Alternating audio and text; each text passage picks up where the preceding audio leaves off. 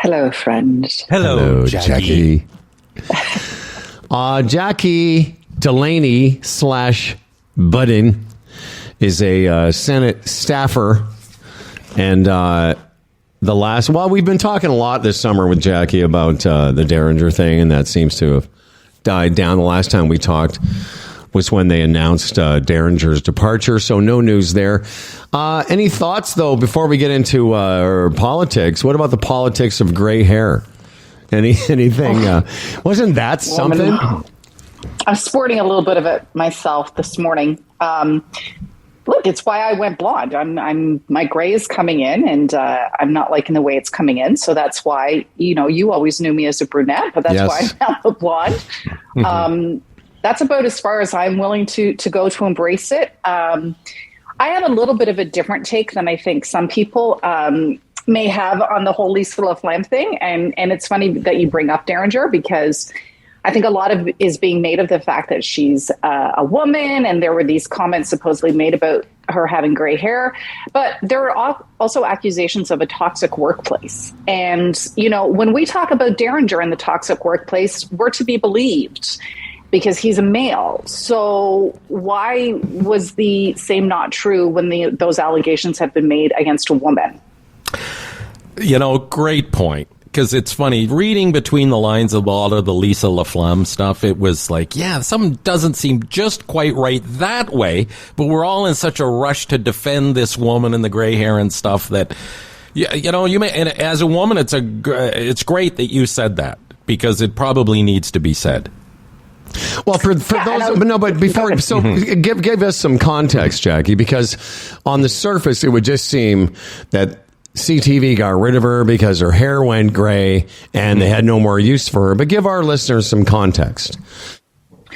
Well, I mean, for me, the context is there have been allegations or mumblings. I don't know about straight up allegations that have been made public, but there have been rumblings that it was a toxic workplace, that Lisa and her senior producer, created a toxic workplace for at least some people. So there were people that came to Lisa's defense, but there were others who have remained anonymous, who have said, no, you know what, it wasn't a great place to work.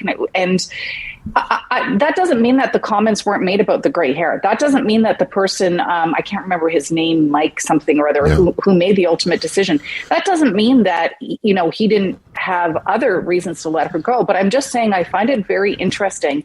No, that's a great point. Those allegations have been very, nobody's talking about that, but people are very quick to rush to her defense. People who don't know her and don't know what that workplace were very quick to rush to her defense and make it all about the fact she's a woman. It must be because she's a woman. It must be because she's getting older. And how dare they? And this needs to change in this day and age. Well, hold on a second. What if it isn't because she's a woman? Because as women, we can't sit here and say that we want to be treated equally and we want to be treated the same. But then the first card we play when things don't go our way is, well, I'm a woman. Mm-hmm. So either we want to be treated equally or we don't. But we can't. We need to pick a lane.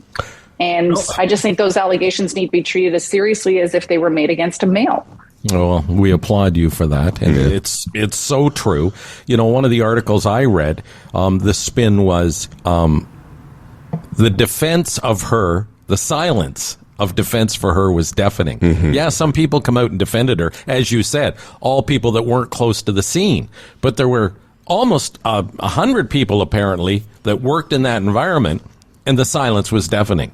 You didn't hear a lot of defense for her. But again, you have this rush to defend the woman, the person that was picked on, and so you make some great points. It's food for thought. Well, and I think Jackie, too, if I can just add to Fred's point, that it is interesting that we always think of inequality as it relates to how a man acts in the workplace.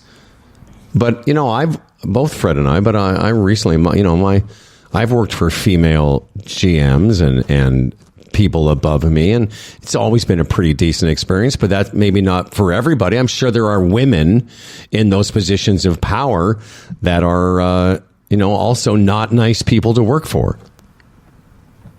Absolutely. And I don't think we talk about that. And I think people are afraid to talk about that because, you will get what we see happening with Lisa Laflamme. People will come out and say that you're being misogynistic, that you're being sexist. Yeah. So we, as women, we can't have it both ways, ladies.